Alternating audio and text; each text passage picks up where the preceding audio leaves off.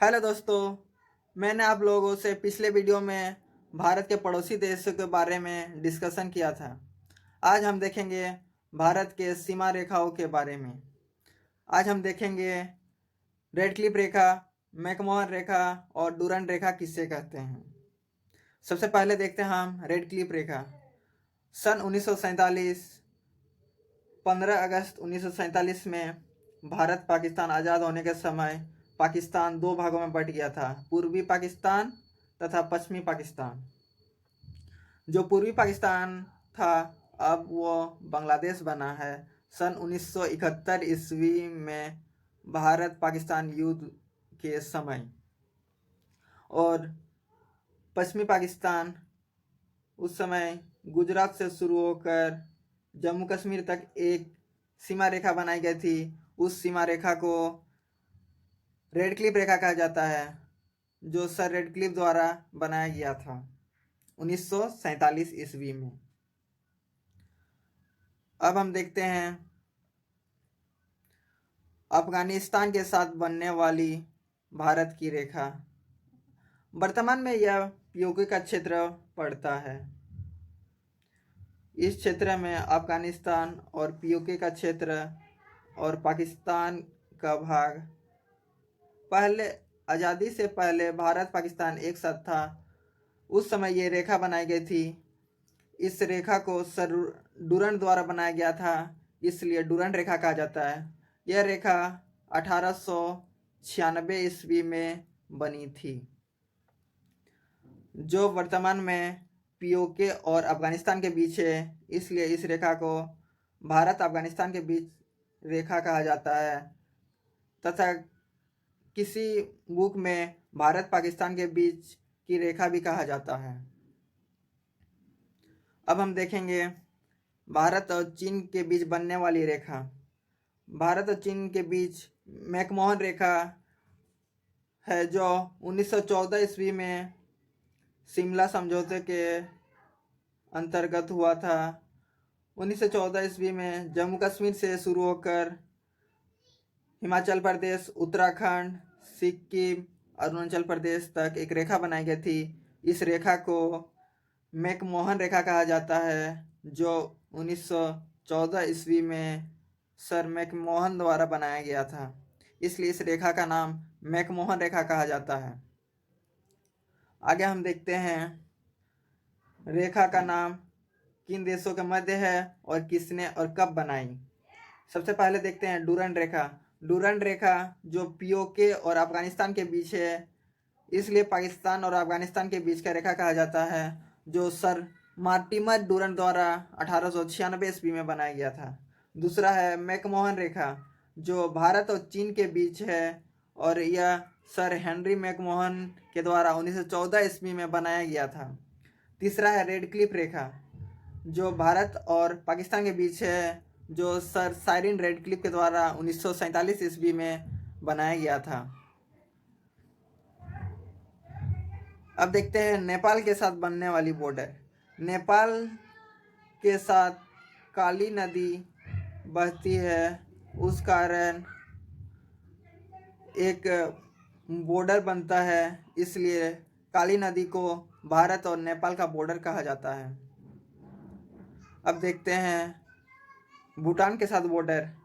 तीस्ता नदी जो यहाँ पर स्थित है, तीस्ता नदी भारत और भूटान के बीच सीमा रेखा बनाती है, इसलिए तीस्ता नदी को भारत और भूटान का सीमा रेखा कहते हैं। अब देखते हैं म्यांमार के साथ बॉर्डर।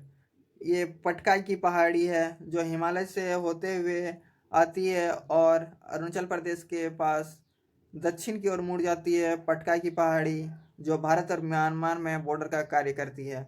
यह हिमालय पर्वत दक्षिण में अंडमान निकोबार द्वीपों तक गया हुआ है। मैं उसके बारे में अगले वीडियो में आपसे डिस्कस करूँगा।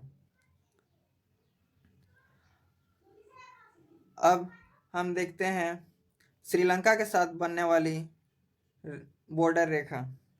श्रीलंका के साथ मन्नार की खाड़ी अर्थात गोल्फ ऑफ मन्नार, पाक जल संधि और ये है राम सेतु ब्रिज, और यहाँ पर पाक की खाड़ी स्थित है। तो श्रीलंका से मन्नार की खाड़ी पाक जल संधि अलग करती है भारत तथा श्रीलंका को। अब हम देखते हैं पीओके। पीओके क्या है, पीओके क्या है, एलओसी क्या है और एलएससी क्या है, और स्काई चीन क्या है, स्काई चीन क्या है। तो सबसे पहले हम देखते हैं कश्मीर का क्षेत्र। कश्मीर पहले राजा हरि सिंह का राज था। उस समय कश्मीर एक पूर्ण रूप से एक भूभाग था, परंतु राजा हरि सिंह भारत आज़ादी के समय कश्मीर को भारत में नहीं मिलाना चाहते थे और ना ही पाकिस्तान में मिलाना चाहते थे। इसका वह पाकिस्तान से अलग और भारत से अलग एक अलग देश बनाना चाहते थे, परंतु आज़ादी के बाद अंग्रेज़ों द्वारा जब पाकिस्तान और भारत को अलग होने के लिए कहा गया, तब एक मुस्लिम बहुल देश पाकिस्तान अलग हो गया और भारत अलग हो गया। उस समय राजा हरि सिंह नहीं मिलाना चाहते थे, परंतु पाकिस्तान से कुछ कबीले भारत में आक्रमण कर दिए, और उस समय भारत के प्रधानमंत्री जवाहरलाल नेहरू थे,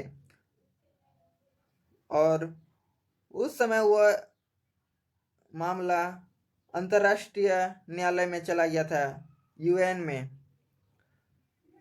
तब हरि सिंह भारत सरकार से मदद चाहते थे, परंतु भारत सरकार ने उन्हें भारत में विलय करने कहा, और तब भारत की सेना उनकी सहायता के लिए गई।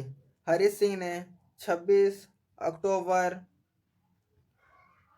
1947 ईस्वी में भारत में विलय कर दिया।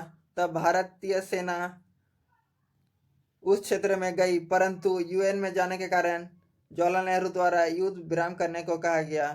तब जो पाकिस्तानी कबीले यहाँ तक घुस गए थे वो बाहर नहीं गए और युद्ध विराम हो गया।